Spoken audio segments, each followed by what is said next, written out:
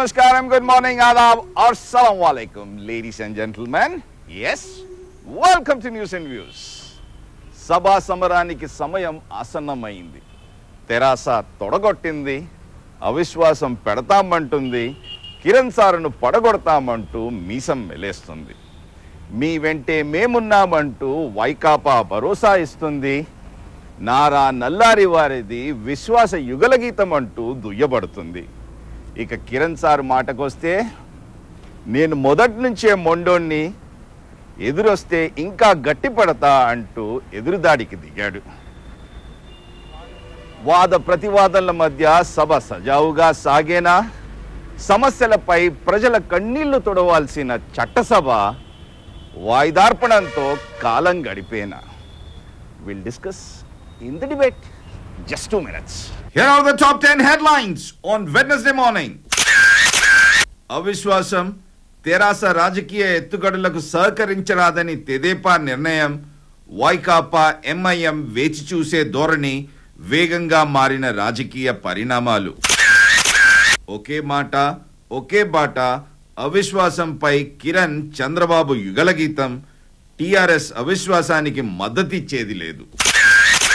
నేను మొండోణ్ణి, అవిశ్వాసానికి భయపడను, ధన్వాడ రెవెన్యూ సదస్సులో సీఎం కిరణ్. వాడివేడిగా నేటి నుంచే అసెంబ్లీ.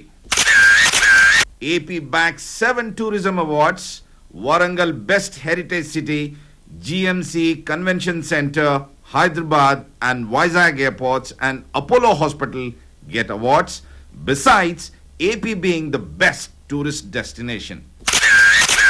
రాబర్ట్ పై రగడ, భూ అక్రమాలపై విపక్షాల గగ్గోలు, తమిళుల ఊచకోతలపైన ఆగ్రహం, గందరగోళం మధ్య పార్లమెంట్ వాయిదా. అత్యాచార నిరోధక బిల్లుపై తలో మాట, క్యాబినెట్లో భిన్నాభిప్రాయాలు, సాధికార మంత్రుల బృందం పరిశీలనకు పంపిన ప్రధాని. ప్రజా సమస్యలపై పోరాటం, కార్యకర్తలకు వైకాపా గౌరవ అధ్యక్షురాలి పిలుపు, పార్టీ ద్వితీయ ఆవిర్భావ సదస్సులో విజయమ్మ. నెట్ లేదా ఎంసెట్ ఏదైనా ఓకే, రాష్ట్ర విద్యార్థులకు ఊరట, 2 కూడా రాయొచ్చు, ప్రత్యేక హోదాతో సంబంధం లేదు, ఆజాద్ స్పష్టీకరణ. చివరిగా క్రమశిక్షణ సరైనదే, వాట్సన్, జాన్సన్, ప్యాటిన్సన్ కవాజాలపై వేటును సమర్థించిన క్రికెట్ ఆస్ట్రేలియా. ఒకరిది జై తెలంగాణం, ఇంకొకరిది నై తెలంగాణం, మరొకరిది జగన్మోహనం. అవిశ్వాస అస్త్రం దూసుకొస్తుంది.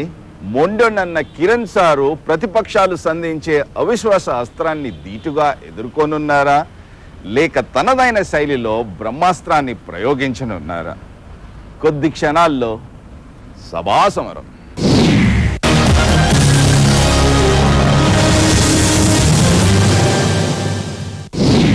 కొద్ది క్షణాల్లో కొలువు తీరనున్న రాష్ట్ర అసెంబ్లీ. మార్చ్ 13 నుంచి మే 2 వరకు బడ్జెట్ సమావేశాలు. అవిశ్వాసానికి తెరాస సై, వైకాపా జై. బడ్జెట్ సమావేశాలకు పెదబాబు దూరం. సోమవారం చిట్టాపద్దులు విప్పనున్న ఆనం. సర్కారుకు కరెంటు షాకులు తప్పవా? అవిశ్వాస తీర్మానంపై గట్టెక్కేదెలా? పని దినాలపై ప్రతిపక్షాల పట్టు. నల్లారి వారికి కష్టాల కొలిమి తప్పదా? సభ సజావుగా సాగేనా? కిరణ్ సారుకు కిరికిరి తప్పదా? ఈ రోజు నుంచి దాదాపు నెలన్నర పాటు సాగనున్న బడ్జెట్ సమావేశాలు మరికొద్ది సేపటిలో ప్రారంభం కానున్నాయి. ఇప్పటికే అవిశ్వాస రాగంతో కిరణ్ సారుకు తల బొప్పిగట్టింది. అయినా ధీటుగానే ఎదుర్కొంటామంటూ సవాలు విసిరాడు. ప్రధాన ప్రతిపక్ష నేత ఇంకా 6 జిల్లాల్లో పర్యటించాల్సి ఉండగా, ప్రత్యక్షంగా సభకు వచ్చే దాఖలాలు లేకపోయినా రిమోట్ కంట్రోల్తో తమ్ముళ్లను నడపనున్నాడు. అవిశ్వాసంపై మీరంటే మీరనే సందిగ్ధం తొలగిపోయింది. అవిశ్వాసానికి తెరాస సై అంటే వైకాపా జై అంటుంది. ఇలాంటి పరిస్థితుల్లో బడ్జెట్ సమావేశాలు సజావుగా సాగే అవకాశాలు కనబడటం లేదు. కరెంటు కటకట, తెలంగాణపై తేల్చుడా నాంచుడా, వాట్ మోత, ధరల పెరుగుదల, అవినీతి ఆరోపణలు ప్రత్యారోపణలు, బాబ్లీ, పోలవరం ప్రభుత్వానికి అగ్ని పరీక్షగా మారాయి. ప్రభుత్వం అనుసరించే వ్యూహంపై సర్వత్రా ఉత్కంఠ నెలకొంది. ప్రభుత్వాన్ని నిలదీసేందుకే ప్రతిపక్షాలు కత్తులు నూరుతున్నాయి. సమస్యల్లా సభ సజావుగా సాగేనా లేక విపక్షాల పోరుతో వాయిదాల పరం కానుందా? ప్రభుత్వ సమాధానాలతో సంతృప్తి చెందని విపక్షాలు గవర్నర్ ప్రసంగానికి మద్దతు పలుకుతాయా లేక యాగి చేయనున్నాయా? పార్లమెంట్ తరహాలోనే అసెంబ్లీ సమావేశాలు జరుగుతాయన్న ప్రభుత్వ మాటల్లోని మర్మమేంటి? సోమవారం బడ్జెట్ సంక్షేమానికి పెద్ద పీట వేయనుందా లేక కేంద్రం బాటనే అనుసరించనుందా? కేంద్ర బడ్జెట్ కు భిన్నంగా జనాకర్షక పథకాల వైపు మొగ్గు చూపనుందా? సంరక్షణ, సంక్షేమమా లేక సంక్షోభమా? ఆనమడుగులు ఎటువైపు? సభా సమరం. Okay, let's open up the debate. ఈ అంశాన్ని విశ్లేషించడానికి ఈరోజు స్టూడియోలో కాంగ్రెస్ అధికార ప్రతినిధి ఉమేష్ రావు గారు, వైకాపా నాయకులు గోనె ప్రకాష్ రావు గారు, మిత్రులు శాసన మండలి సభ్యులు కపిల్ వాయ్ దిలీప్ కుమార్ గారు, ఫోన్ లైన్ లో కాళహస్తి తెలుగుదేశం శాసనసభ్యులు బొజ్జల గోపాలకృష్ణారెడ్డి గారు, అదేవిధంగా తెరాస నాయకులు రామలింగారెడ్డి గారు కూడా సిద్ధంగా ఉన్నారు. ముందుగా బొజ్జల గోపాలకృష్ణారెడ్డి గారు మీతో ప్రారంభిద్దాం. With all respect to you, నారావారు రారావారు, గివ్ మీ 3 reasons, 3 ప్రధాన కారణాలు చెప్పండి ఎందుకు బాధ్యత గల ప్రతిపక్ష నాయుడు సభకు రావడం లేదు. సభకు ఖచ్చితంగా వస్తున్నాము. నమస్కారం అండి. సభకు ఖచ్చితంగా వస్తున్నాము. సభకు రాకుండా ప్రశ్నే లేదు. అందరం ఈరోజు అటెండ్ అవుతున్నాము. అయితే ప్రధాన ప్రతిపక్షంగా తెలుగుదేశం పార్టీ ఎప్పుడు కూడా వ్యతిరేకంగా ఓడి తప్ప కాంగ్రెస్ అనుకూలంగా ఓటేసే ప్రశ్నే లేదు. వాళ్ళకు కూడా తెలుసు, మీకు కూడా తెలుసు. మేము ఏ రోజు కూడా వాళ్ళకు కుమ్ముకే ప్రశ్నే ఉండదు. అయితే వీళ్ళు స్వార్థం కోసం, స్వలాభం కోసం ఏ విధంగా మాట్లాడుతున్నారో గమనించమని నేను కోరుతున్నాను. ఇప్పుడు తెలంగాణ టీఆర్ఎస్ వాళ్ళు పెట్టేటువంటి నో కాన్ఫిడెన్స్ మోషన్ తెలంగాణ ఇవ్వలేదు కాబట్టి మేము మీద నో కాన్ఫిడెన్స్ పెడుతున్నామని చెప్పేసి చెప్తున్నారు. తెలంగాణ రిజల్యూషన్ మారిపోతున్నది. పాస్ అయినప్పుడు తెలంగాణలో ఇష్యూ వచ్చినప్పుడు హౌస్ ఏ విధంగా డివైడ్ అవుతుందో అందరికీ తెలుసు. ఆ విధంగా డివైడ్ అయ్యి కాంగ్రెస్ పార్టీని ఒక అవకాశం కోల్పోయేటువంటి పరిస్థితి వస్తుంది తప్ప వాళ్ళకు మేలు చేసేదాని కోసమే వీళ్ళు ఆ విధంగా చేస్తున్నారా అనేటువంటి అనుమానం కూడా ఈరోజు తెలుగుదేశం పార్టీ ఉందని చెప్పి నేను నిన్నే ఏబిఎన్ ఆంధ్రజ్యోతిలో కూడా మాట్లాడుతున్నాను. గోపాలకృష్ణారెడ్డి గారు, పెదబాబు బాధ్యత గల ప్రతిపక్ష నాయకుడు సభకు వస్తాడా రాడా? ఆయన ఈ సభలో ఆయన వరకు రాడు. ఆయన పాదయాత్ర 3 reasons, 3 ప్రధాన కారణాలు చెప్పండి ఎందుకు ఇన్ని ప్రజా సమస్యలపై మీకోసమే వస్తున్నా అన్న నారావారు సభకు ఎందుకు రారు? మీరు గమనించండి దయచేసి. ఈ సభల్లో ప్రజా సమస్యలు సాల్వ్ అయ్యేది పరిస్థితి ఉంది అనేది మీరు ఒకసారి గమనించండి. మాకు తెలుసు ఏ రోజు కూడా ప్రజా సమస్యల గురించి దాంట్లో డిస్కషన్ రావట్లేదు. కానీ అసెంబ్లీ మీద విశ్వాసం ఉండాల్సిన అవసరం ఉన్నది. దాంట్లో ఎటువంటి ఇది లేదు. తప్పకుండా డిస్కషన్ కావాలని కోరుకుంటాం.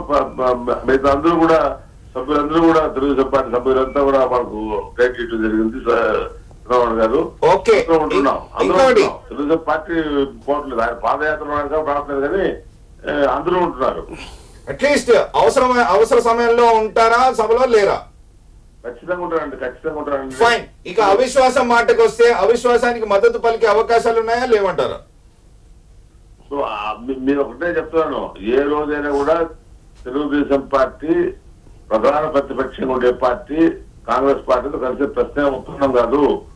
మేము వాళ్ళని సపోర్ట్ చేసే ప్రశ్న ఉత్పన్నం కాదు. కానీ ఈ తెలంగాణ పెట్టినటువంటి నో కాన్ఫిడెన్స్ మోషన్ మీరు సపోర్ట్ చేస్తారా లేదా అన్నప్పుడు అయ్యా దీనివల్ల హౌస్ డివైడ్ అవుతుంది, ఇది మంచిది కాదు. కనీసం ఒక్క సభ్యుల్లో కాంటాక్ట్ చేశారు కానీ ఇంతమంది సభ్యులు ప్రధాన ప్రతిపక్షమైన తెలుగుదేశం పార్టీని వాళ్ళు కాంటాక్ట్ కూడా దయచేసి ఆలోచించండి. ఓకే, రామలింగారెడ్డి గారు, బొజ్జల గోపాలకృష్ణారెడ్డి గారు, తెలుగుదేశం పార్టీ అయినా కానీ మీరు ప్రతిపాదించే అవిశ్వాస తీర్మానానికి మద్దతు పలికే అవకాశాలు కనబడట్లేదు.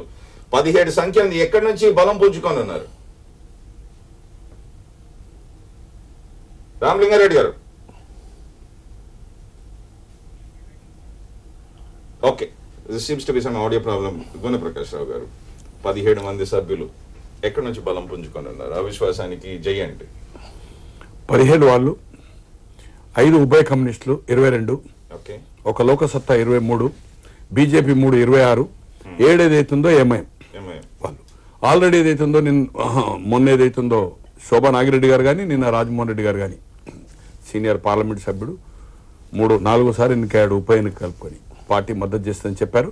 నిన్నటి లెటర్ ఏదైతుందో టీఆర్ఎస్ ఇచ్చింది కూడా తెలంగాణ తీర్మానం సంఖ్య బలం ఎక్కడి నుంచి only 30 is enough sir. Okay, ప్రతిపాదిస్తారు బట్ నెగ్గాలంటే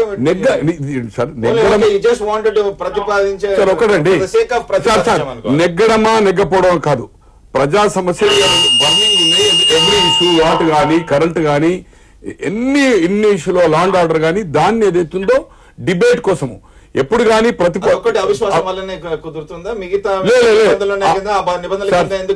సార్ నిబంధనల కింద సమయము తక్కువ ఉంటది. అవిశ్వాస తీర్మానం మీద అన్ని రాజకీయ పార్టీలకు అవకాశం వస్తుంది. లాండ్ ఆర్డర్ నుంచి మొదలుకొని ఫైనాన్షియల్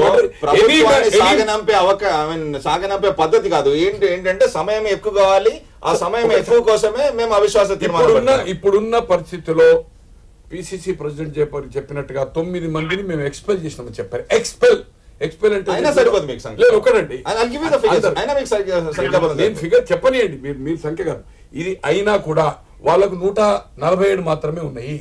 ప్రభుత్వం కూలిపోవడము అంత ఆశామాసి సమస్య కాదు. తెలుగుదేశం ఇప్పుడు ఏదైతే స్టాండ్ తీసుకుందో రేపు ఓటింగ్ అప్పుడు బొజ్జల గోపాలకృష్ణారెడ్డి 4 సార్లు ఎమ్మెల్యేగా ఎన్నికారు. మొన్న మనం పార్లమెంట్ లో చూసాము, రాజ్యసభలో FDAలో 2008లో అను ఒప్పందం చూసాము. గతంలో రామారావు గారు 95లో పివి నరసింహారావు గారికి పార్టీ నేను విలీనం చేస్తా మీరు నాకు సాయం చేస్తా అని చెప్పారు. 96లో ఏదైతుందో దేవగౌడ ప్రభుత్వానికి వీళ్ళు 14 మంది ఉండి 30 మంది ప్రధాని 116 కాంగ్రెస్ తో కలవమని చెప్పారు. వారికి చెప్తున్నాను రిలేటెడ్ కాంగ్రెస్ పలుసార్లు కుమ్ముకాయ హక్కులే నేను అనలేదు. కాంగ్రెస్ తో మేము కలిసే సమస్యలు అంటున్నారు, అది తప్పు అనే దానికోసం నేను ఆ రిలేటెడ్ లో చెప్తున్నా. మీకు మద్దతు పలికితేనే వాళ్ళు కాంగ్రెస్ మద్దతు అంటలేని ప్రభుత్వం, నేను వ్యక్తిగత అభిప్రాయం, నేను పార్టీలో స్పోక్స్మెన్ కాదు, అంత ఆశామాసి కాదు. తెలుగుదేశము ఆబ్సెంట్ కూడా ఉంటారు ఓటింగ్ అప్పుడు అవుతుంది 4 రోజులు చర్చ జరుగుతుంది. మొన్న ఏదైతే జరిగిందో అను ఒప్పందానికి ఏం జరిగిందో రేపు అదే జరగబోతుంది. ప్రభుత్వం కూడడమా అంత ఆశామాసి ఇష్యూ కాదు. Okay fine. రామలింగారెడ్డి గారు, వైకాపా నాయకులు చెప్పేదల్లా మేము సమయం కోసం ప్రజా సమస్యలను లేవనెత్తడానికి ఎక్కువ సమయం కోసమే మేము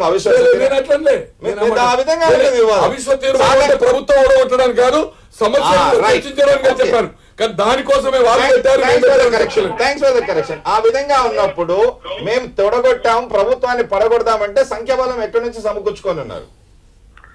జనరల్ గా ఈ ప్రభుత్వం ప్రజా వ్యతిరేక ప్రభుత్వం. ఈ ప్రభుత్వం అన్ని విషయాలలో కూడా తెలంగాణ వస్తు ప్రజా సమస్యల పరిష్కారం, ఇవేమి ఎన్నికల హామీ, ఎన్నికల ఎజెండాలో వాళ్ళు కరెంటు 9 గంటల కరెంట్ ఇస్తామని 7 గంటల తర్వాత ఇస్తామన్నారు, కనీసం 4 గంటలు ఇవ్వలేకపోతారు. ఇన్ని సమస్యలు పరిష్కారం చేయడంలో ప్రభుత్వం 100% విఫలమైపోయింది. గ్యాస్ ధరలు పెంచారు, ఎలక్ట్రిసిటీ మీటర్లు స్టార్టర్ బాక్స్ తీసుకుంటూ కరెంట్. రామలింగారెడ్డి గారు, విత్ ఆల్ రెస్పెక్ట్ అవన్నీ నిబంధనల కింద చట్టసభలో ఎన్నో నిబంధనలు ఉన్నాయి. ఆ నిబంధనల కింద తీసుకొచ్చి చర్చ జరపవచ్చు కదా. అవిశ్వాస తీర్మానం వల్ల ఒరిగేదేంటి? ఇలాంటి ప్రభుత్వం చట్టసభలో ఎన్ని చర్చలు చేసినా కానీ ప్రభుత్వం పరిష్కరించే పరిస్థితి లేదు. కేవలం తనను తను కాపాడుకోవడం, పార్టీలు ఎవరు బయట కొట్టు వాళ్ళని చూసుకోవడము, వాళ్ళ అన్యాయాలకు నిధులు కేటాయిస్తారు తప్ప అవసరాల మేరకు ప్రాంతాల అభివృద్ధి కోసం నిధులు కేటాయిస్తారు. వీళ్ళు కేవలం ముఖ్యమంత్రి అంట పెట్టుకున్న ముందు ఎమ్మెల్యేలకు, ఎంపీలకు వాళ్ళకి నిధులు వస్తున్నాయి తప్ప అసలు నిజంగా ప్రజల సమస్యలు పరిష్కారం దిశలో నిధులు వస్తలేవు. ప్రభుత్వాన్ని పరిపాలించే నైతికత లేదు కాబట్టి కేవలం అవిశ్వాస తీర్మానంతోనే ప్రజా సమస్యలను ముందుకు తీసుకురావచ్చా? నిబంధనలు ఉన్నాయి, ఆ నిబంధనల కింద చర్చ తీసుకొచ్చి చర్చ సాగించలేరా? ఇక్కడ టాక్ట్ ఫుల్గా టాక్ట్ ఫుల్గా అయితే ఈరోజు వీళ్ళు తీసుకునే నిర్ణయం కరెక్టే. ఎందుకంటే ఈ గత 3 ఏళ్ల లోపల ఏదో ఒక ఇష్యూతో ఏదో పక్షం సభ వాయిదా పడడానికి పట్టుబట్టి వాయిదా అనేది వేస్తూనే ఉంది తప్ప ఎన్నడూ కూడా సభ జరగనే లేదు ఈ 3 years లోపల. కాబట్టి ఈ రోజు అవిశ్వాసం పేరు మీద అది అడ్మిట్ అయితే అది ప్రభుత్వం కూలిపోతుందని కాదు, గోనె ప్రకాష్ రావు చెప్పినట్టు అది కనుక అడ్మిట్ అయింది అనుకోండి, డెఫినెట్ గా ప్రతి రాజకీయ పక్షానికి కూడా ప్రభుత్వానికి ఎండగట్టేటువంటి ఒక అవకాశం మాత్రం డెఫినెట్ వస్తుంది. అది జరిగింది అనుకోండి, అందరు అటెండ్ అయ్యి మీరు డీటెయిల్ డిస్కషన్ అక్కడ జరుగుతుంది. ఈ రోజు అన్ని పక్షాలు కూడా కావాల్సింది ప్రభుత్వ వైఫల్యాలను ఎండగట్టి అల్టిమేట్ గా రేపో మాపో రాబోయే ఎలక్షన్స్ లోపల లబ్ధి పొందడమే. కాబట్టి ఆ అజెండా మాత్రం వాళ్ళు డెఫినెట్లీ సక్సెస్ అవుతారు. ఒకటి గతంలో కూడా అదే పద్ధతి అవలంబించారు. Let's take last 3 budget sessions. 2010 30 రోజులు సభ కూర్చున్నదల్లా 115 గంటలు, అంటే రోజుకు ఆల్మోస్ట్ అబౌట్ 3 అవర్స్. దాని తర్వాత 2011 మళ్ళీ బడ్జెట్ సమావేశాలు 29 రోజులు, సభ కూర్చుందల్లా 52 గంటలు, ఆల్మోస్ట్ అబౌట్ 1 అవర్ కూడా. మీరు విశ్లేషణ ఏ విధంగా ఇస్తారు ఇవ్వండి. 2012లో సభ కూర్చున్నదల్లా 29 రోజులు, 29 రోజులు సభకు నిర్ణయించారు, కూర్చున్నదల్లా 88 గంటలు. ఓవరాల్ యావరేజ్ తీసుకుంటే గత 2009 నుంచి ఇప్పటిదాకా లెక్కలు తీసుకుంటే 3672 గంటలు సభ కూర్చుంటే దాంట్లో వీళ్ళు పాటించిందల్లా 3 గంటల చర్చ మాత్రం. నేను అదే చెప్తున్నాను. అందువల్ల మీరు ఇప్పుడు ఒకసారి రెగ్యులర్ సెషన్ అంటే వేరియస్ ఇష్యూస్ వస్తాయి, క్వశ్చన్ అవర్స్ అని, రకరకాల నోటీసులు అని, నిబంధనల ప్రకారం ఇచ్చిన అన్ని అంశాలు కూడా రావాలి. అసలు అది అవుతాయో కాదో ఎవరికి తెలియదు. కానీ ఒక్కసారి ఇది అడ్మిట్ అయిందంటే మిగిలిన అన్ని పక్కకు పోయి కేవలం దీని మీదనే చర్చ జరుగుతుంది. దీని మీద చర్చ జరగడం అంటే ప్రభుత్వం వాళ్ళ యొక్క పెర్ఫార్మెన్స్, వాళ్ళ యొక్క వైఫల్యాల మీద డెఫినెట్ అందరూ కూర్చోండి సీరియస్ గా. ఒక్కసారి అది కనుక అడ్మిట్ అయిందంటే ప్రతిపక్షం అటు బాయ్కాట్ చేయరు, వాళ్ళు వచ్చి వాళ్ళ అవకాశం ప్రభుత్వం తరఫు నుంచి వచ్చే సమాధానం ఏంటి? వాళ్ళు డిఫెండ్ చేసుకునే ప్రయత్నం చేస్తారు, ప్రతిపక్షాలు వాళ్ళను డెఫినెట్ గా వాళ్ళ వైఫల్యాలు అయితే చూపుతాయి. గట్టిగా ఎదుర్కొంటా అంటున్నాడు ముఖ్యమంత్రి. ఇన్ని సమస్యలు ముందు పెట్టుకున్న ముఖ్యమంత్రి దాన్ని ఎఫెక్టివ్ గా దాన్ని కౌంటర్ చేస్తారని అనుకోవట్లేదు. ఒకటి సార్, ప్రతిపక్షాలకు అవిశ్వాసం పెట్టే హక్కు ఉంటుంది తప్పకుండా, కానీ వాళ్ళ మీద వాళ్ళకే విశ్వాసం లేదనే విషయం మనకు తెలిపింది ఇక్కడ. ఒకటండి, కాంగ్రెస్ పార్టీకి మేము ప్రత్యామ్నాయమైనటువంటి పద్ధతిలో వైకాపా కానీ టీడీపీ కానీ వాళ్ళు పోటీ పడతా ఉన్నారు. మరి 2వ ప్లేస్ కోసం వాళ్ళు ప్రయత్నం చేస్తూ ఉన్నారు. ఆ క్రమంలోనే వాళ్ళు ఒకసారి అవిశ్వాసం ముందుకు తీసుకొచ్చారు. ఇప్పుడు ఈయన తెలంగాణ సైడ్ నుంచినే మంచి తెలంగాణ ఉద్యమాన్ని, ఒక పవిత్రమైన ఉద్యమాన్ని, త్యాగాల ఉద్యమాన్ని ఓట్ల చుట్టూ దింపుకుంటూ ఈయన సీట్లు పెంచుకునే కార్యక్రమంలో ఈయన ఉన్నాడు. అయితే వీళ్ళ సొంత ఎజెండాల కోసం కానివ్వండి, ఇప్పుడు ప్రజా సమస్యల మీద చర్చించడం కానీ, ప్రజా సమస్యల పట్ల వాళ్ళకి చిత్తశుద్ధి కానీ ఉండి వీళ్ళు అవిశ్వాసాలు పెట్టడం లేదు. వీళ్ళు మొత్తం ఒక పొలిటికల్ మైండ్ గేమ్ ఆడుతూ ఉన్నారు. ఇక్కడ వీళ్ళు సర్వైవల్ కావాలి. కాంగ్రెస్ పార్టీ అవసరం లేదు. కాంగ్రెస్ పార్టీకి సంపూర్ణమైన మెజార్టీ ఉంది. కాంగ్రెస్ పార్టీ ప్రభుత్వం నడిపిస్తుంది. తెలంగాణ ఇష్యూ మాట్లాడుతూ అది వేరే అనుకోండి. ఇంకా మిగతా ప్రజా సమస్యలు అన్నాడు ఆయన. విద్యార్థుల సమస్యలు అన్నాడు, వ్యాట్ సమస్యలు అన్నాడు, అన్ని సమస్యలు అన్నాడు. ఓకే, చర్చించండి. మీరు ఒక 30 మంది ఎమ్మెల్యేలు అవకాశం ఉండదు. 30 మంది ఎమ్మెల్యేలు అయితే మీకు అడ్మిట్ అవుతుంది. కానీ డివిజన్కి వచ్చే వరకు, ఓటింగ్కి వచ్చే వరకు వాళ్ళ కోఆర్డినేషన్ ఎట్లుందో మనకి నేను కొత్తగా చెప్పాలి. మీరు లెక్కలు చెప్పారు,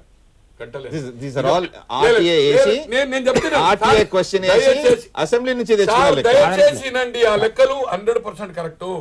కానీ నిబంధనల ప్రకారం దిలీప్ గారు కూడా బాగా వారికి అనుభవం ఉంది, మేధావి వారు ఏదైతుందో, ఒక మంత్రుల దగ్గర పిఎస్ చేసిన వాళ్ళు ఖచ్చితంగా ప్రభుత్వం ఏదైతుందో సభను అడ్డుకున్నప్పుడు పార్లమెంట్, లోకసభ, రాజ్యసభ ప్రొసీడింగ్స్ వేరు, అసెంబ్లీ కౌన్సిల్ డిఫరెంట్.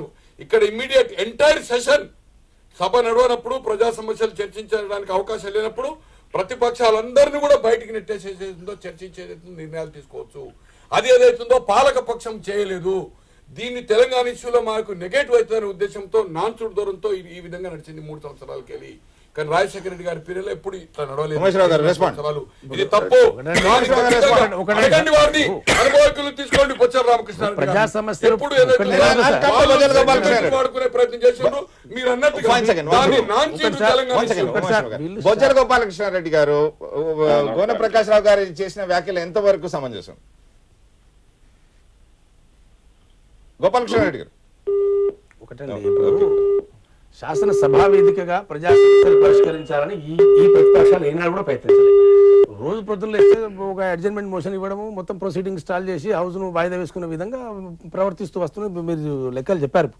అంటే ఎన్ని సమావేశాలు జరిగినా ఎన్నిసార్లు జరిగినా ఒక్కొక్క పార్టీ ఎంతసేపు పార్టిసిపేట్ చేసింది కూడా ఆ లెక్కలు కూడా ఉన్నాయి. కూడా ఇస్తారు మీకు కావాలి. ప్రజా సమస్య నడతారండి. మీరు ఎన్ని గంటలు మీరు డిస్కషన్ పార్టిసిపేట్ చేయాలి? ఎంతవరకు మీరు సద్వినియోగం చేసుకున్నారు? మీ పోడియంలో పోయి కూర్చుండి మీరు నిబంధనలకు విరుద్ధంగా పోడియంలో పోయి కూర్చుండి మీరు ప్రొటెస్ట్ చేస్తే ఆడ సభ ఎట్లా నడుస్తుందండి? సభ నడిచే అవకాశం ఎక్కడ? కాబట్టి మీకు ఎక్కడ ఉంది? మీకు ప్రజా సమస్యల పట్ల మీకు ఎంతసేపు మీ రాజకీయ అవసరాల కోసం మాట్లాడింది తప్ప మీరు బయట ప్రచారాలు చేస్తా ఉంటారు, పాదయాత్రలు చేసుకుంటారు. తెలంగాణ అంశాన్ని అడ్డు పెట్టుకుని ప్రభుత్వంతో సభను వాయిదా వేసిందంటూ గోనె ప్రకాష్ రావు గారు చేసిన వ్యాఖ్యలు నిజంగా దానికి ఒప్పుకుంటారా లేదా?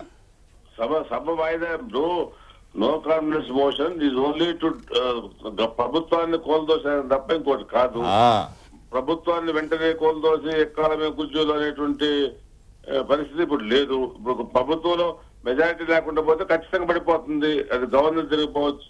కోల్దేయాలన్న ప్రభుత్వాన్ని కోల్దోసే ఉద్దేశం అయితే మెజారిటీ కోల్పోయి రాష్ట్రపతి గవర్నర్ జరిగిపోయేసి గవర్నర్ ఆయన పిలిచి చూసుకోమని చెప్పారు.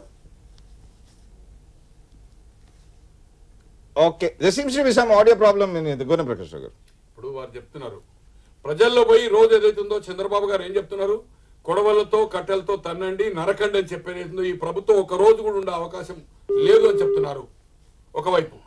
ఆ విధంగా ఏదైతుంది ఇప్పుడు హౌస్ స్ట్రెంత్ ఒక పిసిసి ప్రెసిడెంట్ మంత్రి అనుభవజ్ఞుడు 9 మందిని బహిష్కరించడానికి ఏదైతుందో ఒకే ఓటుతో ఉన్నది. టీఆర్ఎస్ నాయకుడు చెప్తున్నాడు నా దగ్గరికి 10 మంది ఎంపీలు 10 మంది ఎమ్మెల్యేలు, ఎంపీలు కౌంట్ లేదు అనుకోండి రావస్తారు అని చెప్తున్నారు. అలాగే ఏదైతుందో వైకాపా తోటి చర్చలు చెప్తున్నారు. అవకాశం ఎందుకు? గవర్నమెంట్ ఓటింగ్ వచ్చేది ఉంటే టీడీపీ ఇంటాక్ట్ గా ఉంటే బోటా బోటీగా ఉంటుంది. సార్ 140 ఇనండి సార్, ఒక 4-5 క్రాస్ చేసినా గవర్నమెంట్ ఏదైతుందో రాజీనామా ఇస్తుంది. కానీ అల్టిమేట్ గా వీళ్ళు డిస్క్వాలిఫై అయ్యేది ఉంటే మళ్ళీ టీడీపీని పిలుస్తారు. ఇనండి సార్ పూర్తి ఇనండి సార్. మీరు కాంగ్రెస్ మళ్ళీ ఏదైతుందో మళ్ళీ క్లెయిమ్ చేస్తుంది. ఇప్పుడు ఎవరైతే 9 మంది ఉన్నారో తర్వాత ఇంకొక 7 మంది వచ్చారు అనుకోండి 16 మందిని డిస్క్వాలిఫై అవుతుంది. హౌస్ 240 అయినప్పుడు ఏదైతుందో మళ్ళీ కాంగ్రెస్ ఫామ్ చేస్తుంది. అవునండి, అది దిలీప్ గారు మీరు అనుభవకులు చెప్పండి. ఇప్పుడున్న పరిస్థితుల్లో నేను మొదటి విడతలో చెప్పాను ఈ ప్రభుత్వం పడిపోదు. 5-6 ఎందుకు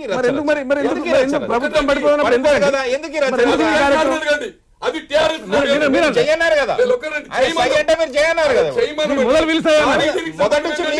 రమాకాంత్ గారు ఈ ప్రభుత్వం రంగేదో తేలిపోయింది. ఇప్పుడు ప్రతిపక్షాల రంగు తేలిపోయింది.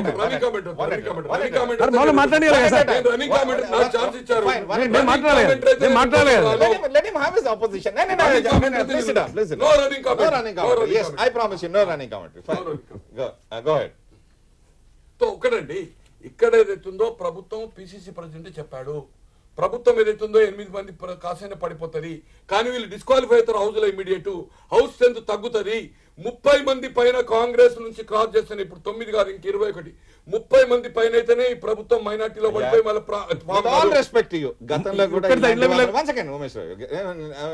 చాలా ఆవేశంలో గతంలో కూడా అవిశ్వాస తీర్మానంలో చిటికేస్తే అటు నుంచి ఇటు వస్తానని ఎంతమంది వచ్చారు మీ అమ్మడి? అరే కాదండి, అది చూడండి ఇప్పుడు చెప్పడానికి ఏమున్నది దీనికి ఏమున్నది. ఇలా కిరణ్ కుమార్ రెడ్డి ఉన్నాడు, ఎందుకు ఎన్నికలు పెట్టడం లేదు? భయపడుతున్నారంటారు. స్థానిక సంస్థలు ఎన్నిక పెట్టడం లేదు. ఎక్కడ పెడుతున్నారు సార్? ఒకసారి ఎందుకు పెట్టడం లేదు? ఎలక్షన్ అయింది 87లో ఒకటండి. 87లో రామారావు గారు మండల వ్యవస్థ తెచ్చి 900 మండలాలు గెలిచి 125లో 96 మున్సిపాలిటీ గెలిచి 89లో ఓడిపోయాడు కల్వకుర్తిలో. అలాగే 2000లో చంద్రబాబు గెలిచి ఉప ఎన్నికల్లో ఏం జరిగింది? ఉప ఎన్నికల్లో ఇప్పుడు ఈ 9 మందిని డిస్క్వాలిఫై చేయమనండి. ఉప ఎన్నికల్లో తెలిసిపోతారు. మొండాకుండా వచ్చిందండి ఈ 9 మందిని డిస్క్వాలిఫై చేయమనండి. ఎక్స్పెల్ చేశారు. అరే మీ హక్కేనండి, ఎక్స్పెల్ చేసిన చెప్పాడు. బహిష్కరణ ఒకటి షోకాజ్ నోటీసు, సస్పెండ్, ఎలక్షన్ బహిష్కరణ అంటే అనర్హత వేటు ఉన్నది. వాళ్ళు అనర్హత వేటు వేయమనండి. రామలింగారెడ్డి గారు వైకాపా నాయకులతో మీరు ఒప్పుకుంటారా? వైకాపా కంటే మా ప్రకాశం ఎప్పుడైనా తెలంగాణ రాష్ట్రం కంటే వ్యతిరేకంగా మాట్లాడుతాడు, తెలంగాణ వాళ్ళు వ్యతిరేకంగా మాట్లాడతాడు. ఆయన మాట్లాడే మాట వైకాపా నుంచా లేకపోతే వ్యక్తిగతంగా ఒకసారి స్పష్టం కావాలి. 100% ఈ రోజు వైకాపా కాంగ్రెస్ పార్టీకి చంద్రబాబు పరిభాష చెప్పాలంటే చిన్న తెలంగాణ, తల్లి తెలంగాణ పిల్ల తెలంగాణ అంటారు. మరి వాళ్ళు చంద్రబాబు మాట కమిట్మెంట్ కట్టుబడి ఉంటారేమో, వాళ్ళు ఒప్పుకోవాలి తప్ప 100% ఏ మాత్రం ఈరోజు రాజకీయ స్ప్రో ఉన్న వాళ్ళు, ప్రజలు బాగుపడాలి, ప్రజలు మంచిగా ఉండాలని చిత్తశుద్ధులు వాళ్ళందరూ డెఫినెట్ మేము ప్రతిపాదించి అవిశ్వాస తీర్మానికి రావాల్సిందే. లేకుంటే వీళ్ళంతా కాంగ్రెస్ పార్టీకి పరోక్షంగా మద్దతు దొడ్డిదారిని మద్దతు చేస్తూ వ్యక్తులు చరిత్రలు మిగిలిపోతారు అన్ని పార్టీలు. ఓకే అంటే ఇప్పుడు అవిశ్వాసం అని వీళ్ళకి బలం లేదనే విషయం వీళ్ళు ఒప్పుకుంటూ కూడా మళ్ళీ ఎమ్మెల్యేలను ఆయన ఒక 4-5 ఎమ్మెల్యేలు టికెట్లు ఇవ్వ చూపడము, టికెట్లు ఇస్తాను ప్రయత్నం చేయడము, వీళ్ళోటి పైసలు పెట్టి వాళ్ళ రామలింగారెడ్డి గారు పాండవులు 5 అన్న 100 మంది కౌరవులు కొట్టి పారేసినట్టు. ఇవన్నీ చరిత్ర, ఈ ప్రగల్భాలు ఇవన్నీ వనికిరావు కానీ చాలా సార్లు విన్నాం చాలా. ఇవన్నీ పాత డైలాగులు, కౌరవులు పాండవులు, మీ డైలాగులు, మీ నాయకుడు చెప్పే డైలాగులు, ఇవన్నీ రామలింగారెడ్డి గారు చాలా అయిపోయినాయి. ఇవన్నీ కౌరవులు పాండవులు కాంగ్రెస్ ఒకటి ఇది కాదు. మీకు ఏమైనా చిత్తశుద్ధి ఉన్నదా?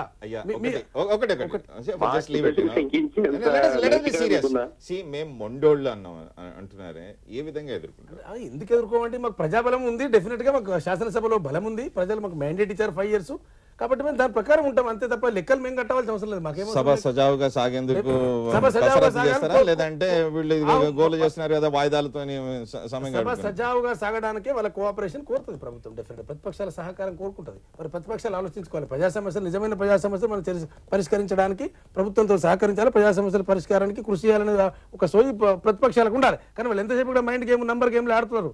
మాకు నంబర్ల గురించి బాధ లేదు, ఎందుకంటే పూర్తి మెజారిటీ ఒకటి వాళ్ళు ఆయన 4-5 ఎమ్మెల్యేలు టికెట్లు ఇస్తామని ఆశ చూపడము, వీళ్ళు 4 డబ్బులు ఇచ్చి కొనుక్కోవడము, దీనివల్ల ఏదో సంఖ్యాన్ని కింద మీద చేసి ఏమో చేస్తామనేటువంటి ఒక ఆలోచనతో వీళ్ళు ఉన్నారు. కానీ అవన్నీ ఐఐటి కావని వాళ్ళకు కూడా తెలిసిపోయింది. అంటే వాళ్ళ మీద వాళ్ళకే నమ్మకాలు లేనటువంటి ఒక పరిస్థితి ఉంది. అవిశ్వాసం పెట్టే పరిస్థితి ఎక్కడ? వీళ్ళు అవిశ్వాసం మేము చాలాసార్లు ఆహ్వానించాం. ముఖ్యమంత్రి గారు చెప్పారు, పిసిసి మేడం గారు చెప్పారు, రండి మీరు అవిశ్వాసం వాళ్ళు పెడతారో పెట్టండి, అదేదో మేము ప్రజలు తెలుసుకుంటామనే పద్ధతిలో మేము చెప్పాం. కానీ మరి వీళ్ళ వారి పరిస్థితి మనకు అర్థమవుతుంది. దిలీప్ గారు 2 రోజులు 3 రోజుల సమయం, నిజంగా ఏం సాధించగలుగుతారు? నేను ఇంతకుముందే చెప్పినట్టు డెఫినెట్గా అడ్మిట్ అయితే మాత్రం సీరియస్ డిబేట్ జరుగుతుంది. వేరే అంశాలని వాయిదా పడితే ఓన్లీ నో కాన్ఫిడెన్స్ మోషన్ చర్చకు వస్తుంది. అది మెయిన్ ఆబ్జెక్టివ్ గా తీసుకున్నట్టయితే మాత్రం డెఫినెట్ గా వీళ్ళు సక్సెడ్. ఒక విషయం ఒక కామెంట్ ఏంటి, నేను ఏమంటానంటే nobody's house is in order. గతంలో టిఆర్ఎస్ లో ఇప్పుడు మనం అనుకుంటాం 18 మంది కూడా రేపు పొద్దున నో కాన్ఫిడెన్స్ ఓటేస్తారనే కాన్ఫిడెన్స్ లేదు. మీకు అక్కడ ఉందో లేదో ఆ రాయుడు రాదు. ఎందుకంటే ఇదివరకు జరిగిన ఎమ్మెల్సీ ఎలక్షన్ లో ఆయన స్వయంగా తన 3 ఎమ్మెల్యేలను సస్పెండ్ చేస్తున్నాడు. వాళ్ళు ఆయనకే ఎదుగుతున్నారు ఇప్పటికి కూడా. సస్పెన్షన్ గానే కాదు, వాళ్ళ మీద సస్పెండ్ చేయండి అంటున్నారు. Why should Congress party? అదే విధంగా వైకాపాలో చేరిన మొదట్లో చేరిన నాయకులు కొంతమంది వాళ్ళు వెనక్కి వెళ్ళిపోయారు. కాబట్టి కాంగ్రెస్ లో ఉన్నటువంటి గోనె ప్రకాష్ అన్నట్టు ఆ ఇంకో 6 సస్పెన్షన్ కాదు, రేపు 12 మంది బయటికి రావచ్చు. So nobody's house is in order ఆ విషయానికి వస్తే. కాబట్టి మనకు ఈ రోజు ప్రభుత్వం కూలిపోతుంది అనేటువంటి అనుమానం కానీ అవకాశం కానీ లేవు అని చెప్పినట్టే. కాబట్టి ఈ రోజు పొలిటికల్ పార్టీస్ యొక్క ఆబ్జెక్ట్ ఒకవేళ ఇదే అయితే ఈ ప్రభుత్వాన్ని ఎండగట్టడం, వాళ్ళ వైఫల్యాన్ని ఎక్స్పోజ్ చేయడమే ఆబ్జెక్టివ్ అయితే నా ఉద్దేశంలో వాళ్ళు డెఫినెట్ గా సక్సీడ్ అవుతారు. దిలీప్ గారు, ఒకవేళ ప్రభుత్వం ఒప్పుకోదు, ఫస్ట్ 3 days వృధా అవుతాయి కదా.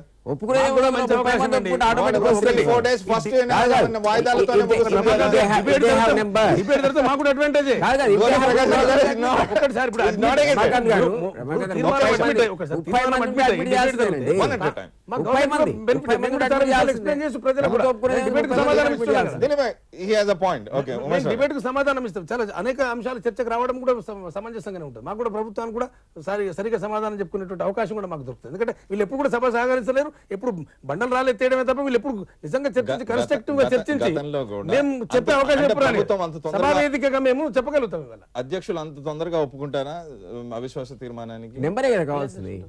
సభాపతి కాదండి, వీళ్ళు నెంబర్ 30 మంది, ఒకవేళ 30 మంది ఎమ్మెల్యేలు ఇస్తే తప్పకుండా నిబంధనలు అనుసరించి అడ్మిట్ కావాల్సిందే. అడ్మిట్ అయిన డిబేట్ జరిగితే మాకు కూడా అడ్వాంటేజ్ ఏంటారు. డిబేట్ మాకే ఇబ్బంది, సమాధానం ఇస్తాం మేము. అర్జెంట్ మోషన్స్ కానీ ఇటువంటి 72 నిబంధనల కింద కానీ తిరస్కరించవచ్చు. 304 ఏదైతుందో ఇది ఖచ్చితంగా ఏదైతుందో ప్రభుత్వం ముందుకు రావాలి. ఒప్పుకోకపోవడము రిజెక్ట్ చేసిన క్వశ్చనే లేదు. ఒకటే సభ్యుడు అది చేస్తాడు. బిజినెస్ అడ్వైజరీలో ఎప్పుడు తీసుకోవాలనేది చర్చ జరుగుతుంది. దాన్ని మాత్రం ఈ హౌజ్ లోపల ఏదైతుందో ఖచ్చితంగా అడ్మిట్ చేయవలసిందే. ఆ మిత్రుడు నన్ను ఏదైతుందో రామలింగారెడ్డి తెలంగాణకు వ్యతిరేక అన్నాడు. మొన్న ఏదైతుందో బై ఎలక్షన్స్ కి టేయదు ఉంటే ఆయన పోటీ చేస్తానన్నాడు, కనుక జరగలేదు. అసలు కేసీఆర్ కుటుంబమే తెలంగాణకు వ్యతిరేకము. నిన్నేమన్నాడు? తీర్మానం, అసెంబ్లీ తీర్మానం అని చెప్పిండు. తీర్మానం అవసరం లేదని జనవరి 25 నాడు హరీష్ రావు 9 నాడు చెప్పాడు. 26 నాడు అంబేద్కర్ స్ఫూర్తి అన్నాడు. డిసెంబర్ 17 దీక్ష. తెలంగాణకు ఏదైతుందో కేసీఆర్ కుటుంబమే అడ్డము. నిన్నేం మాట్లాడింది, అలా ఏం లెటర్ రాసిండు అసెంబ్లీ రామలింగారెడ్డి గారు తీర్మానం. తెలంగాణ తీర్మానం అనే పదమే లేదు. ప్రజల వ్యతిరేక ప్రభుత్వాన్ని ఎండగట్టడానికి ఏదైతుందో అవశ్య తీర్మానం పెడుతున్నాను, మద్దతు చేయమని లెటర్ రాశారు. ఒకసారి చదువుకోమని చెప్తున్నా. నేను తెలంగాణ ఉద్యమంలోనాని డబ్బులు కలెక్షన్ చేసి హెలికాప్టర్ల గ్రామ పంచాయతీ ఎలక్షన్ తిరిగిన కాదు. ఏదైతుందో నా సొంత డబ్బులు. ఈ రోజు నేను ఇన్కమ్ ట్యాక్స్ ఎస్ఎస్సీని ఏదైతుందో ఇవాళ నేను వైట్ కార్డు హోల్డర్ ను. రామలింగారెడ్డి నాకు మంచి మిత్రుడు. అమ్ముకునేది తెలంగాణ వాదాన్ని ఏదైతుందో ఏది ప్రథమ శత్రువు అని కాంగ్రెస్ అని కాంగ్రెస్ కాదు. వాళ్ళు డబ్బుల కోసం ఫుల్ పేజ్ అడ్వర్టైజ్మెంట్. ప్రకాష్ రావు గారి మాట చెప్పినటువంటి మాటతో నేను పూర్తి ఏకీభవిస్తున్నా. ఉద్యమాన్ని వాళ్ళు ఉద్యమం లాగా ఉండనివ్వలేదు. త్యాగాల చరిత్ర ఉన్నటువంటి ఉద్యమాన్ని డబ్బులకు అమ్ముకోవడం, టికెట్లు అమ్ముకోవడం, ఇది మేము చెప్పేది కాదు. ప్రకాష్ రావు గారు నేను చెప్పేది కాదు. ఇది పత్రికల్లో విమర్శకులు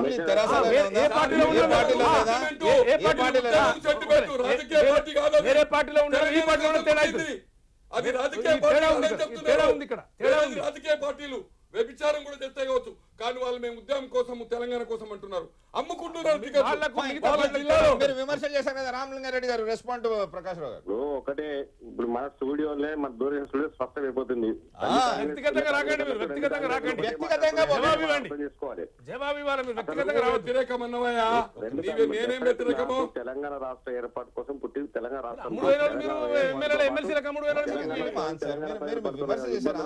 దృష్టి సారించాల్సిన అవసరం ఉంది. ప్రభుత్వం చేతగాని ప్రభుత్వం తెలంగాణ అంశంలో తీర్మానం చేస్తామని చేయలేదు. తెలంగాణకు అనుకూలమని చెప్పి మాట మార్చారు. మీది ఫామ్ హౌస్ లో ఉండే పార్టీ ప్రభుత్వం కాదు, మీది ఫామ్ హౌస్ లో వండుకునే పార్టీ ఉద్యమం. వైసీపీ వాళ్ళు మద్దతు ఇవ్వడం, కాంగ్రెస్ మద్దతు ఇవ్వడం అంటే అది చాలా దుర్మార్గమైన చర్య.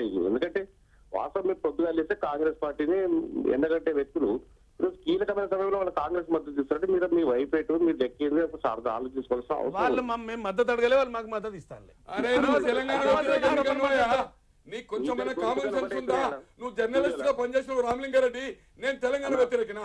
ఆ పదం ఎందుకు వచ్చింది? ఆయన అడిగిన ప్రశ్న ఏంది? రమాకాంత్ గారు అడిగింది, ఎందుకు అక్కడికి పోతున్నావు? నువ్వు వ్యక్తిగతంగా నువ్వైనా నేను పోయినా?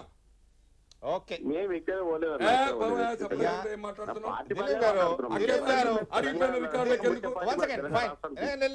తెలంగాణ ఇష్యూ. దిలీప్ గారు, ఈ విధంగానే ఇక్కడ మన సభలోనే ఈ విధమైన వైరం ఉంటే రేపు శాసనసభలో ఏం జరగబోతుంది? Nobody's house is in order and nobody can hold their flock together. వెనక్కున్నటువంటి వాళ్ళని వాళ్ళే కాపాడుకోలేరు. కాబట్టి మనం ఆశించాల్సింది ఈ సభ ద్వారా కనీసం ప్రజా సమస్యలు ఇట్లా చర్చకు వస్తాయని ఆశించాల్సింది. అదర్వైజ్ రెగ్యులర్ సభ అయితే సభ జరగనివ్వరు. కాబట్టి నేనంటున్నా ఆ పర్పస్ కనుక అచీవ్ అయింది అనుకోండి, సరే అల్టిమేట్గా ప్రజలు నిర్ణయిస్తారు ఎవరికి ఎక్కువ సీట్లు, ఎవరికి తక్కువ సీట్లు, ఎవరు వాదులు ఎవరు కాదు, ఎవరు ద్రోహులు ఎవరు ద్రోహులు. ప్రజలు చాలా చాలా కీన్గా అబ్జర్వ్ చేస్తుంటారు. దే విల్ డిసైడ్ కమింగ్ ఎలక్షన్స్లో. కాబట్టి ఎలక్షన్స్కి ముందున్నటువంటి ఒక క్రూషియల్ బడ్జెట్ సమావేశం కాబట్టి, ఎందుకంటే వీ నెవర్ నో అది 6 నెలలకు వస్తాయో 9 నెలలకు వస్తాయో. కాబట్టి ఈ రోజు ఖచ్చితంగా ఈ సమస్యలు చర్చకు రావాల్సిందే. ఇతర అంశాలు పక్కకు పెట్టి అట్లీస్ట్ ఇది అడ్మిట్ అయ్యి ఒక చర్చ వస్తే మాత్రం అది అర్థవంతంగా ఉంటుందని నేనైతే ఆశిస్తున్నాను. ప్రకాష్ రావు గారు, అపార్ట్ ఫ్రమ్ అవిశ్వాసం మిగతా సమయాన్ని సజావుగా ఉపయోగించుకొని ఉన్నారా, లేకపోతే ఎట్లనో మీ గందరగోళం మధ్య వాళ్ళు వాయిదాలకు దానికే మొగ్గు చూపున్నారు? ఎప్పుడు జరుగుతుంది? మిత్రుడు మన ఉమేష్ రావు గారు చెప్పారు, ఎప్పుడు కానీ వైకాపా ఏదైతుందో ఆ రోజు అవిశ్వాస తీర్మానం కూడా 17 మంది డిస్క్వాలిఫై 30 మంది అంటే ఏ విధంగా పోయింది అనేది నేను దాని వివరాలకు పోదలుచుకోలేదు. 17 మంది ఏదైతుందో ఈ రాష్ట్ర కాదు భారతదేశ చరిత్రలో యాంటీ డిఫెక్షన్ బిల్ వచ్చిన తర్వాత ఒకేసారి 17 మంది డిఫెక్షన్ అని 2 ఎమ్మెల్యేలు 17 మంది ఏదైతుందో మళ్ళీ ఉప ఎన్నికల్లో 15 మందికి వెళ్ళడం జరిగింది. ఈ యొక్క మేము ఎప్పుడు సభను స్టాల్ చేయలేదు. ప్రభుత్వ వైఫల్యం ఏదైతుందో ఎండగట్టడానికి ఒక మంచి అవకాశం వారు చెప్పినట్టుగా అవిశ్వాసం ఉంటుందా అదే దాన్ని డిబేట్ చేయాలంటే ఇంకా 1.5 hours కూడా చేయొచ్చు. ఈ ప్రభుత్వం ఏదైతుందో పోదని నేను చెప్తా కానీ ఒకటి ఇక్కడ ఏదైతుందో వారు పెట్టిన దానికి ఏదైతుందో ప్రజా సమస్యలను స్పందించిన కనుక ఖచ్చితంగా చేస్తున్నారు. తీర్మానం అంటే తీర్మానం అవసరం లేదని వాళ్ళే చెప్పారు. మీరు మొత్తం సంపూర్ణ మద్దతు. ఒకటి ప్రభుత్వము ఖచ్చితంగా నిర్ణయం తీసుకుంటే ఏదైతుందో ఒకటి అడ్మిట్ అవుతుంది. సభ సజవుగా సాగాలంటే ఏదైతుందో ప్రతిపక్షాలు సహకరించకపోతే ఒకటి స్పష్టం చేయండి. ఒకటి వాళ్ళు ప్రవేశపెట్టిన తర్వాత మీరు దానికి మద్దతు పలుకుతారా లేకపోతే మీరే ప్రవేశపెట్టి మిగతా వాళ్ళు మద్దతు పలుకుతారా? మాకు స్ట్రెంత్ లేదు కదండి, అందుకో తెలుగుదేశం అడిగాం కదండి. ఒకరైనా ప్రతిపాదించవచ్చు అన్నారు కదా. ప్రతిపాదించంటే 30 మంది కావాలి కదా. ఆల్రెడీ ఏదైతుందో దానికి ఓకే అని చెప్పారు. నిన్న శోభా నాగిరెడ్డి గారు చెప్పారు. మొన్న నిన్న ఏదైతుందో ఖచ్చితంగా ఏదైతుందో ఒకటి దీన్ని చర్చించడానికి హౌస్ వేదిక అవుతుంది. టీడీపీ ఇవాళ గోపాలకృష్ణారెడ్డి గారు రన్నింగ్ కమిటర్ గోపాలకృష్ణారెడ్డి గారు చెప్తాను మా ఓడు పాదయాత్రలు అడిగి మొన్న ఎర్రమనాయుడు చనిపోతే పోలేదండి, బాంబ్ బ్లాస్ట్ అయితే పోలేదండి. ఇంత ఇంకో మాట కూడా అన్నాడు అవసరం అయితే వస్తాడు అన్నాడు. ఇంత సమస్య 4 రోజులు డిబేట్ మినిమం ఉన్న జరుగుతుంది. ప్రతిపక్ష నాయకుడు వచ్చేదైతుందో ప్రజలకు వివరించడం కాదు, చట్టపరంగా ఉన్న హౌస్ లో చర్చించాలి. ఇది 1000 సంవత్సరాలు అసెంబ్లీలో రికార్డ్స్ లో ఉండిపోతుంది. ప్రకాశ్రావు గారు గతంలో కూడా మేము డిమాండ్ చేశాము బాధ్యత గల ప్రతిపక్ష నాయకుడు సభకు రావాలంటూ. ఇప్పటికైనా కానీ రామలింగారెడ్డి గారు సభ అపార్ట్ ఫ్రమ్ మీ అవిశ్వాస తీర్మానం పక్కన పెడితే సభను సజావుగా సాగేందుకు ప్రభుత్వంతో తోడ్పడతారు. అవిశ్వాస తీర్మానం సభ సజావుగా జరుగుతుంది కదండి, చర్చ జరుగుతుంది. చర్చ జరిగిన సంఖ్యాబలం ఉంటుంది. మేము కూడా శాసనసభలో ఒక అర్థవంతమైన చర్చ జరగాలని కోరుకుంటాం. ఎందుకంటే మేము ప్రజలకు వివరించే అవకాశం మాకు కూడా వస్తుంది. ఎందుకంటే వీళ్ళు ప్రభుత్వాన్ని సరే వాళ్ళకి హక్కు ఉంది, విమర్శించండి, ఇబ్బంది ఏం లేదు. ఒక నిర్మాణాత్మక విమర్శలు చేస్తే దానికి దగ్గర సమాధానం ఇచ్చి మేము ప్రజలను సంతృప్తిపరిచే అవకాశం మాకు కూడా వస్తుంది. ఎందుకంటే వీళ్ళు ఎప్పుడు సభలో మాకు సమాధానం ఇచ్చే అవకాశం రాణిస్తారు. ఎందుకంటే ఏదో ఒక అంశం తీసుకురావడం, హౌస్ స్టాల్ చేయడం, మాకు కూడా సభ సక్రమంగా జరగాలని వీళ్ళు దానికి సహకరించాలని ప్రతిపక్షాలు వాళ్ళ హక్కులు ఉపయోగించుకోవాలని మేము కోరుకుంటున్నాం. వన్స్ అగైన్ రామలింగారెడ్డి గారు ఇప్పుడు ఉమేష్ గారు అంటారు ఏంటంటే మేము ప్రజలు సంతృప్తి పరచమంటారు. డెఫినెట్ గా అండి, మా విధి అది, మా డ్యూటీ అది. ప్రభుత్వం అనేది ప్రజల కోసం పనిచేయాలి. మా విధి అది, మేము ప్రజలకు చెప్తాం కదా. మరి సరే పర్వాలేదు, సమాధానం ఫైన్ రామలింగారెడ్డి గారు ఫామ్ హౌస్ లో అనుకుంటే పార్టీ కాదు, గవర్నమెంట్ కాదు. Don't be so personal Umesh Rao గారు, with all respect you don't be so personal. ఏది ఏమైనా కానీ దిలీప్ గారు ముందే చెప్పారు no house is in order. అర్థవంతంగా చర్చ జరగాలంటున్నారు. నిజంగా మొండొన్న కిరణ్ సారు సభను సజావుగా సాగేందుకే కసరత్తు మొదలెడతాడా లేదా కొద్ది క్షణాల్లో ప్రారంభంగానుంది. We have to wait and watch. I'll see you tomorrow. Good day and good bye.